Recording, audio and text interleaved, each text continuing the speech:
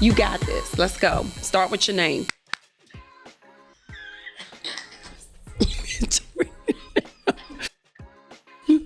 Stop it. Abel, we've known each other for a little while now. Does this explain a lot? I gotta go. All right. 5, 4, 3. My name is Sergeant Technician Natasha Rowles, and I'm here today at our training facility with a special episode of My First Footbeat in honor of Women's History Month. Today, I have the honor and privilege to interview two of my sisters, my sister Raynette, who is a special agent with the Drug Enforcement Administration, and my sister Tatjana, who is a commander with the Metropolitan Police Department here in Washington, D.C. Welcome to the studio, sisters. Thank you, Natasha. Thank you for having us. I'm so happy to have my sisters here. This is a great opportunity here at our training facility to have you guys and to honor you here for Women's History Month. I look forward to everybody being able to hear your story and to talk about our family too as well. So we'll start off with the oldest, Raynette.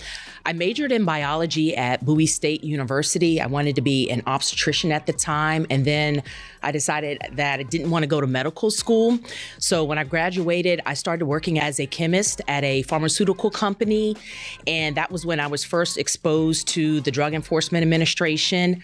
I decided to later on pursue a career in law enforcement, and I felt that the DEA aligned the most with my background and work experience. All right, so we all remember you going to school wanting to be a doctor so much, but we are glad though that you representing here with the DEA. Tatjana, and everybody knows her as Tot. I'm currently a commander, and I'm a proud member of the Metropolitan Police Department here in Washington, D.C.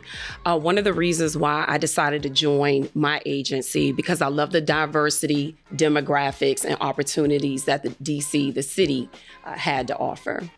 Being a female in law enforcement is definitely a huge accomplishment. And it also comes with a different type of demeanor, how you carry yourself. How does it feel, Raynette, to be a female in law enforcement? Honestly, I think that my feelings have changed. I know when I first came on the job, I felt like I just had to prove myself that I was just as brave and as strong as my male counterparts. I wanted to be the first one through the door on a search warrant. But then I also used my perspective as a female to my advantage in investigations, during interviews, surveillance, working undercover. It was just huge because, people look at us and they wouldn't automatically think that, we would have a career in law enforcement. So we can be, kind of unassuming in that way. I definitely agree. A lot of people, they're surprised. Oh, you work for the Secret Service. They would think, oh, you look like a teacher or this or that or whatever the case may be. So I do see where the perception, sometimes you have to go 10 times harder just to prove it. I agree with Raynette, but speaking for all of us, I feel honored to be a female in law enforcement and to be a great example for others, and it's been truly rewarding. I definitely agree. I know I've made it to the point as a sergeant technician, but when you still have individuals reach out to you of all different type of ranks to get your opinion, ask questions, that still means a lot to me, that they still see me as a person and as a female and somebody that they can confide into, or they'll know that I'll give them an answer. That's very, I think, helpful. And it's helpful also to be a female and to have that female voice as well. All three of us are mothers, and being a mom in law enforcement definitely is an accomplishment as well. How does motherhood look for you being in a career of law enforcement? Honestly, I feel like right now it's challenging. As a mom, you feel like you're the quote unquote default parent. I have a 6-year-old son, and I'm just expected to know the doctor's appointments and what time practice is for this sport or that sport, if cupcakes are needed for the school bake sale, what size clothes they wear, et cetera, et cetera. And it's just mentally exhausting, when you're constantly, trying to feel like you having to stay on top of things. And if you have kids, then you certainly know what I mean when I say it's definitely a full-time job. Todd, you came on the job and you were a great representative for us as sisters because you came on the job as a single mom with our two nephews. Explain to us how that was for you coming into law enforcement in that type of capacity. Sure. So it was definitely difficult. I came on the agency with two toddlers. As a single mom, having to adjust to shift work, moving around to different police stations was difficult. But I never viewed my work as a job, but rather a career. And to me, that's a 24/7 commitment. Even as a single parent, I continue to challenge myself and get promoted. And I'm happy to say that I now have two college graduates. I never gave up. And you all know it's not in the Savoy DNA to give up. Oh, no, absolutely. Yeah, Daddy wouldn't have had that. But like I said, you were inspiration to us. And we always say, if Todd can do it, we can do it. So, Todd, what is, I guess, your stance on how do you feel like our upbringing made you who you are right now? I would say our family values, it's definitely our foundation. Growing up in a Savoy household, it was never a dull moment. Our parents always encouraged us to participate and never give up. We were raised to be self-sufficient. Yeah, I think that we all have a strong work ethic. I think anybody who knows us can attest to that. We're definitely very competitive, that sibling rivalry that we have. Daddy taught us how to drive stick shift, how to change a tire, and even the oil in the car. But if you really know us, then you know we definitely have no inside voice. Even when working at the White House, I can clear this fence line and by myself. I don't even need a whistle. It is definitely helpful on and off the job, the type of upbringing that we have. Raynette, what does motivation look like for you within the job and your agency? I think it started out first as just something that was, I was looking for something more exciting than the lab work that I was doing at the time. But now it's about trying to protect the vulnerable population, especially children. There are so many young people losing their lives every day to fentanyl and the opioid crisis. And I just see now firsthand how important my agency is in combating that crisis. So right now, that is my motivation. Todd, what does it look like for you, motivation through your job and the different things that you've come across? Sure. When I first started my career, of course, my motivation was my boys. I've always been ambitious and seeing the positive impact that you can make on a person. Currently, my motivation is community policing, right? And the position that I'm in now, I get a chance to make an impact on the neighborhoods that I serve. We've all kind of come together at some point and did career days. We've done National Night Out. It is really great to have all three agencies together. When it comes to a support system, it is very important to have the family support system, friends, the people that you have around you to give you that support day in and day out. Todd, what does the support system look like for you? My support system is our parents and you all. Sometimes I need a break from you all, but you all have always remained by my side, and I appreciate it. Thank you. Okay. The family support system is huge. Having so many siblings, I can honestly say that I go to each sibling for something different. But that's huge, and that means a lot because I also see it with my kids too as well. Raynette, what does the support system look like for you? Well, I have to say that my husband is my biggest support system. With him being in law enforcement as well, I just believe that it's beneficial to our relationship because he understands the nuances of our jobs. And I love the fact that he always makes sure that I have my me time. And it gives me a chance to play volleyball and softball, which, I used to play in college and train for a marathon. Got to get that marathon in before I turn 50 or just take a nap if I need to. Sometimes you just be tired. Yeah. So shout out to my husband. Love you, baby. All right. We obviously have to talk about the barriers and challenges of being a female in law enforcement. And I'll start off with you, Raynette. What are some of the maybe barriers or challenges that you've come across? one of the biggest challenges that I had to overcome was just finding my place in a male-dominated world. For the majority of my career, I was the only female in my group, so I always felt like I had to be like as close to perfection as possible. And maybe I brought that, on myself, but it's just hard not to feel like stereotyped and judged. And I mean, let's face it, sometimes their jokes are just not that funny. I'm so sorry. I definitely agree. It's been a lot of times that you're the only one and you're trying to find your place. They trying to watch what they say.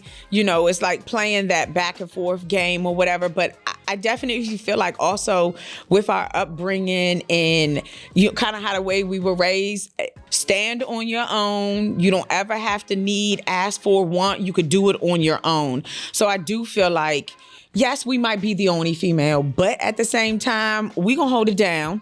Like, as you said, I can be the first one in the door and you can get this business. Tat, what is your what is your take on the barrier and challenges you come across? I agree with Raynette. Really just having to work 10 times harder than your counterparts. But now I'm in a position where I have a seat at the table and my perspective and my ideas matter. And now my voice can be heard to make effective and positive changes within my agency. I definitely agree. We very proud of you. We talk about it all the time. We done been to more Tots promotion ceremonies than anything. It is kind of funny because anybody who really knows us, we give each other Care Bears for each of our big moments and promotions in life, having kids, getting promoted, buying a house, all of that. We give out Care Bears. Tot done had the most Care Bears. I guess my next question would be, who do you consider an inspirational female? So I would definitely have to say our mom. All right. Cue the tears. She taught us how to be resilient. As an only child, she left her home in Germany and dedicated her life to raising all 7 of us. And she always supported us educationally, always at the PTA meetings, always at the school, athletically, always at our games. And to have, 3 of us in high school at the same time, and she's trying, thank goodness we all play the same sport. Right. So she was always, our number one fan for sure. I probably didn't appreciate it that much back then, as much as I do now. So I love you, Mom. I said I wasn't gonna cry. I said it. Our kids being in sports right now, Mommy won't miss nothing. And if anything, if I'm away at work or if I'm at a volleyball tournament with Trinity and then, Deuce has a basketball tournament, she's like, I gotta take turns. As you said, just Mommy. So obviously, Mommy being German and trying to teach us German words, and she goes back and forth on text message with Trinity in German, but we just want to say, ich liebe dich, Mom, which means I love you in German. So obviously, our mom is a huge inspiration for all of us on the day-to-day. Tot, who would be or what would be an inspirational female for you? I would say females across all law enforcement agencies are an inspiration, both past and current. And it's really exciting to see. Definitely. I feel like the position that you're in, but also the position within all of our agencies, having a female at the top of each one of our agencies is huge right now. Administrator, chief, director, and all being female. I definitely think that in all of our almost 20 years on the job, or a little bit more than 20 years on the job, that is a huge thing. I can honestly say in a male-dominated, field of law enforcement that we're in right now, I would have never thought that a female would be a director for us. And I think that that's huge. I think it is an inspiration to any little girls that are thinking about law enforcement. You could be at the top of some of the most great agencies that we have in law enforcement. So shout out, like I said, to your agencies as well as my own to set that example, and especially with Women's History Month, be proud to be a part of an agency where it is female-led. And I think that's something definitely to be talked about and is an accomplishment for them. So congratulations to them. What are some highlights in your career that stood out to you the most? For me, in 2015, I was named the Special Agent of the Year by the Association of Federal Former Narcotics Agents. Not gonna lie, it felt good to be recognized. You put in so much hard work in your career. I mean, and you do it because you do love your job, but to be recognized by others, that's, that felt good. That's huge. And we were definitely proud of you. Yes. And she got her Care Bear. She got her Care Bear for that. Todd, what was a highlight or a huge moment for you in your career so far? When I was appointed to commander of the 2nd District Patrol Station, and last year, I was given a chance. And it's a huge responsibility, to have to manage and oversee an entire police district. Oh, yeah, absolutely. Especially with all the, like we said, the different things that go on in the busy city of Metropolitan. It's a huge accomplishment, and we are definitely proud of you. I said I wasn't going to cry no more. Raynette's still trying to hold on to the lashes. But it's not too often that sometimes I answer my own questions. And for me, one of my highlights of my career is doing this current podcast right now. I've done so many My First Footbeats, and I've been really happy to give people a platform to talk about their backgrounds, what made them come into this career of law enforcement, and talk about all the special things that we have within the Secret Service. But to have a chance to be in front of the public, be in front of the cameras, and to give a platform, not just to myself, but to my sisters, to all the women for Women's History Month, and especially the women in law enforcement, because it's such a hard career on and off duty, because you are judged on and off duty. So to be able to have this as a highlight of my career, and to be able to have you guys here with me and allowing, your agency is allowing you to be here with me, I definitely do appreciate. It makes me very proud to say I have a sister in the DEA, I have a sister in MPD, and I never stop talking about you guys. Like I said, you just make me proud to have you guys as my sisters. So I appreciate everybody tuning in to this particular episode, and we appreciate all the women in law enforcement, as well as anybody for Women's History Month. We did that. Yeah, buddy.